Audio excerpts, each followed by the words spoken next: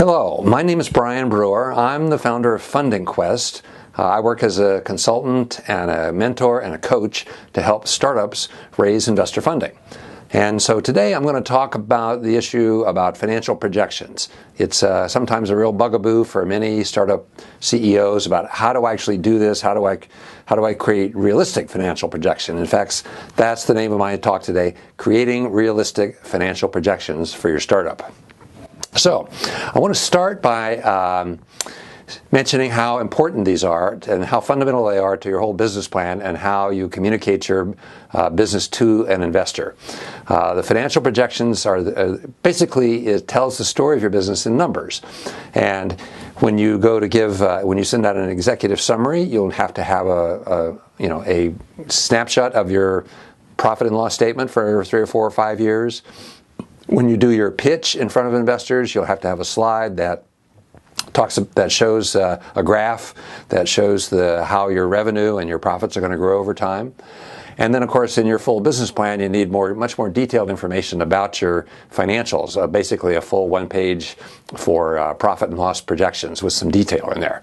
And, of course, underlying all that is your core spreadsheet that you use to develop your financial projections. First, let me make a comment about what financial projections are not. They are not intended for you to predict the future.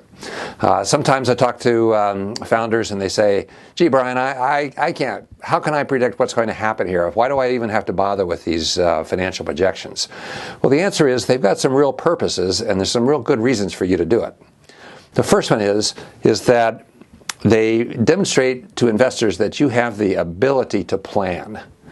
Now, you may think that's fairly simple or obvious, but in truth, not everybody has good skills in planning. And that's one that, it's a key skill that you need as an entrepreneur to grow a business. You need to be able to plan what's going to happen with my revenue and what's going to happen with my expenses. And then also, where's the funding going to come from? So, presenting a detailed financial spreadsheet with your profit and loss income projections to an investor is a key way to demonstrate that you have the ability to plan. Number 2 is investors are looking to your financials to make sure that you understand what the key metrics are. For example, if you have a product business, the cost of goods sold is going to be one of your key metrics. If you have an online subscription service, your conversion rate is going to be key. And in many cases, knowing what your cost of customer acquisition and your lifetime value is of your customer is critical. Those should be baked into your projections, into your spreadsheet. And third, the investors use your projections to get a sense of the magnitude of your business. So, for example, are you projecting that in 5 years your total revenue is going to be $10 million or $50 million or $500 million? That's a good way for you to communicate how big you're thinking and how big you think the opportunity is that you're addressing with your business. So, I think that I want to throw out a couple of about 2 or 3 keys that I think are important in creating realistic financial projections. The first one is to justify and document your assumptions.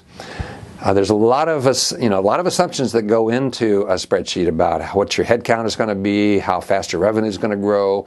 A lot of it is about you're assuming things and then you're basing your projections on those assumptions.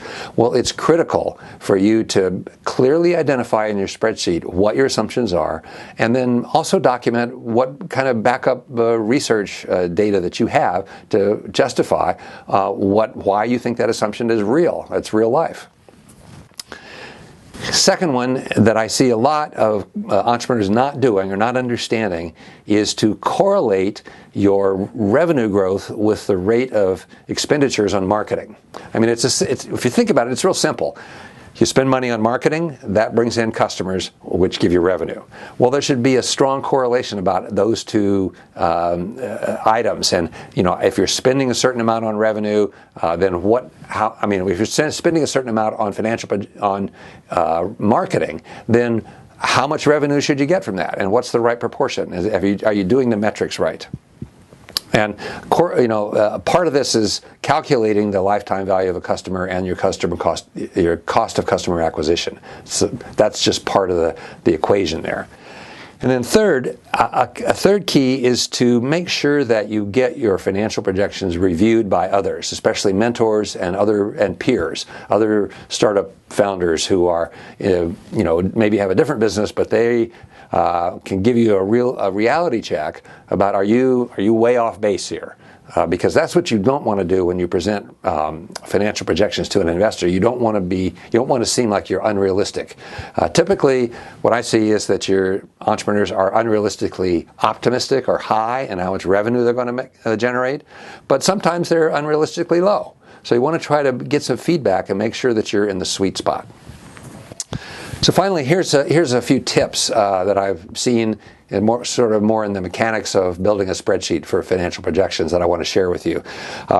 First is, and I'll explain these in more detail in just a moment, but first is from the bottom up, build from the bottom up, use your standard layout and nomenclature, have consistent data across your documents, be explicit about input versus calculated data, and make sure it's easy to perform what-if scenarios. So let's go over those one by one in a little bit of detail. First, build from the bottom up. Nothing turns investors off more than to see these big round numbers in your revenue projections, so that you say that, like, in year 3 we're going to do 10 million, and in year 4 it's going to be 25 million, rounded off. Well, that's a sign that you're just pulling numbers out of the air or somewhere else, and that does not impress investors very well. It's important to build it from the bottom up. Start with how much revenue, in your terms of your revenue, what your product costs are, how much you're spending on marketing, what your conversion rates are, and how many sales do you expect to generate for the marketing dollars that you're spending. And build your revenue projections month by month up that way. Same thing with your expenses. Just make sure they're detailed. It shows that you have the ability to plan exactly how you're going to spend the money that you're going to get from investors. Think about it. That's important. Secondly, use a standard layout and nomenclature. Don't try to do some, basically it's, revenue expense items down the side of the spreadsheet and your time frame across the top. It should be month by month out for 3, 4, 5 years.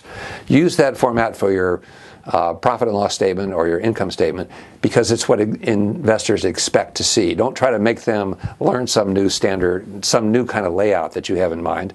And use the standard nomenclature for the revenue and expense items. Do a little research on reading a financial statement to get grounded in those terms, if that's what you need.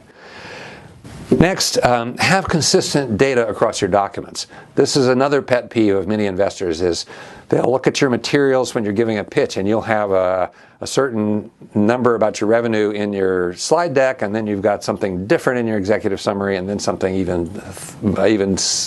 different in your business plan.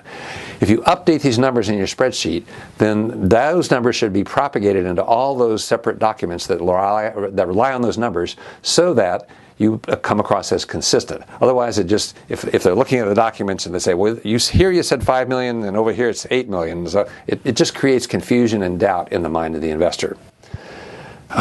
Next one is be explicit about calculated versus input data. Many investors will want to take a look at your spreadsheet, your source spreadsheet, all the details. And the clearer that you can make that, the better. And one of the key pet peeves that I hear from investors who want to review in spreadsheets is it's hard to distinguish what numbers have been input, that are your assumptions, and what numbers have been calculated as a result of other formulas. So what I like to do is simply use color coding. And anything that's a calculated formula, it's in black, and it's a normal color font for your spreadsheet. And what I do is then, for anything that's input at a value that you can change, put that in some other color. I typically use blue. Don't want to use red because that implies a negative number. Just simple color coding like that can make a big difference. And then finally, make it easy to perform what-if scenarios.